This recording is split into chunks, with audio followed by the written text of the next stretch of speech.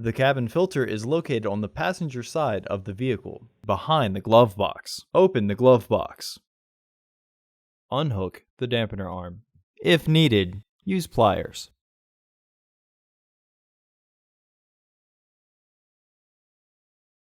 Push in on the sides of the glove box to release the stops and lower the glove box.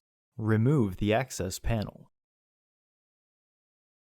Unclip both sides of the housing cover to remove it. Remove the old filter from the housing and clean out any debris inside. Insert your new filter with its arrow pointing up. Reinstall the housing cover. Reinstall the access panel. Reinstall the glove box assembly.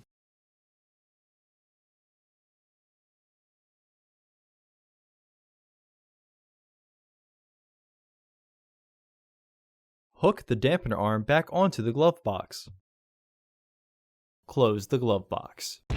Order your parts today at filterheads.com. Also, please like our video and subscribe to our channel so you won't miss any new content.